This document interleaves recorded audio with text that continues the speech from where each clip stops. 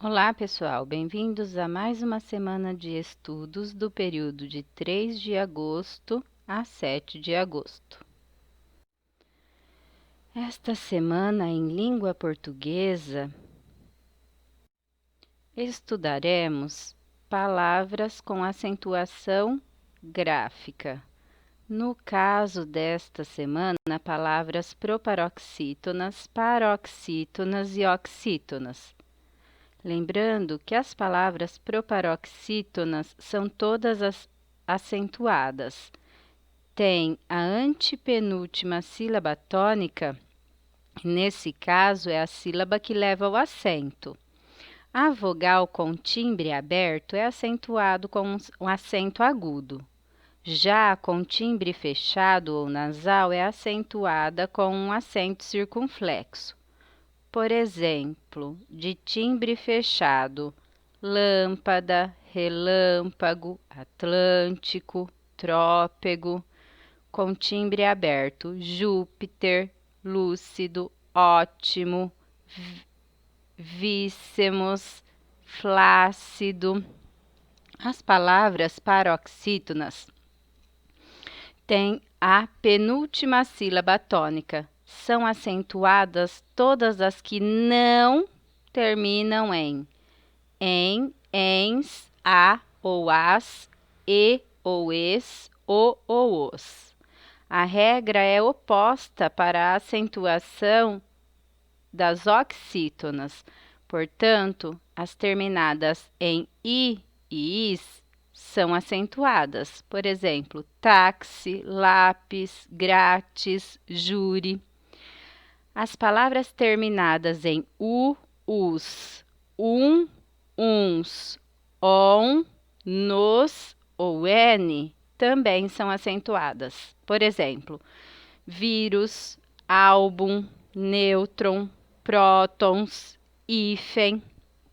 Também aquelas que no final são de tongo crescente, ou seja, aquela formada por uma semivogal e uma vogal. Por exemplo, colégio, história, água.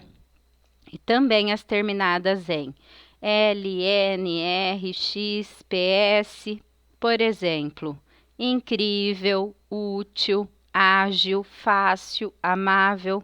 E também aquelas terminadas em ans, ão e ãos. Por exemplo, irmã, órfã, ímãs, órfãs, bênção, órgãos, sótãos. E as oxítonas são aquelas que têm a última sílaba tônica e são acentuadas as que terminam em a ou as. Por exemplo, parava, tapá, estás, irás, cajá. As que terminam em e ou es, você, café, urupês, jacarés. As que terminam em o ou os, giló, avó, avô, retrós, supôs, paletó, cipó, mocotó. E também as que terminam em ou ens, alguém, armazéns, vintém, parabéns, também e ninguém. Esta semana veremos um novo texto literário chamado Notícia, que é um texto informativo sobre um tema atual ou algum acontecimento real, vinculado pelos principais meios de comunicação, que são jornais, revistas, meios televisivos, rádio, internet, dentre outros. Em matemática, esta semana veremos divisão. Lembrando dos termos da divisão. Quando eu tenho 45 dividido por 5, o 45 é o dividendo, é o número que eu vou dividir. O 5 é o divisor, é o número pelo qual estou dividindo o dividendo. O 9 é o resultado, chamado de quociente. E, como aqui é uma divisão exata, o resto é zero. A divisão é uma das 4 operações básicas da matemática e é a inversa à multiplicação. Vou dar um exemplo para vocês. Na divisão do número 25 por 5, temos, nesse caso, como nós montamos a divisão. Eu coloco 25, a chave dividido por 5. Na tabuada do 5, quantas vezes o 25 aparece? 5 vezes, como está marcado de vermelho. Então, eu coloco a resposta no quociente, 5, e realizo uma multiplicação. 5 vezes 5, que dá 25, e coloco o resultado embaixo do dividendo. E realizo uma subtração. 5 menos 5, 0. 2 menos 2, 0. O número 25 é o dividendo, o número 5 é o divisor, 5 é o quociente e 0 é o resto da divisão. Note que para realizar a divisão é necessário encontrar um número que multiplicado por 5 seja igual a 25. Nesse caso, foi o próprio 5, como é mostrado ali na tabuada. Outro exemplo do passo a passo de uma divisão. Primeiro passo, montar a operação utilizando o método da chave. Segundo passo, tentar encontrar um número que multiplicado por 4 seja igual a 64. Como essa não é uma tarefa fácil, vamos tomar somente o número 6 para dividir com o 4, ou seja, o algarismo da dezena. Assim, devemos determinar um número inteiro que, multiplicado por 4, seja igual a 6, ou que chegue o mais perto possível, como é nesse caso.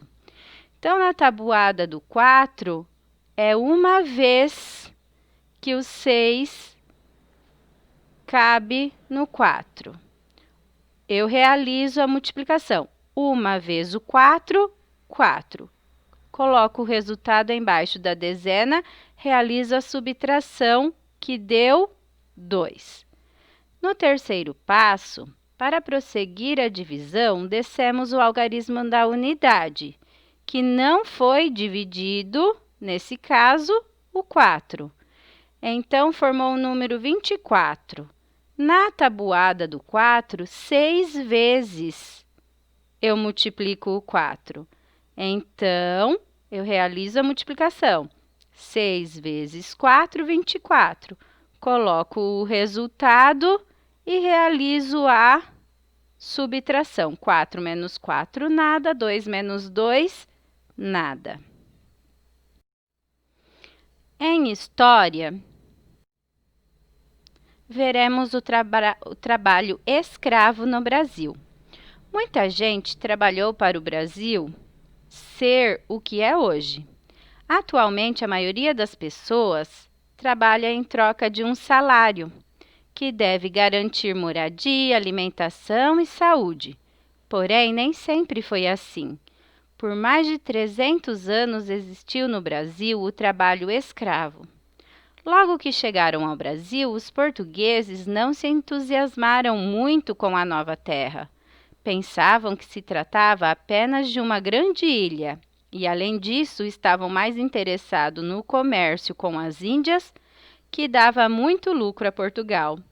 Só alguns anos mais tarde, Portugal começou a extrair o pau-brasil, a madeira que era encontrada em grande quantidade e em boa parte da costa brasileira. Espero que vocês tenham uma ótima semana de estudos.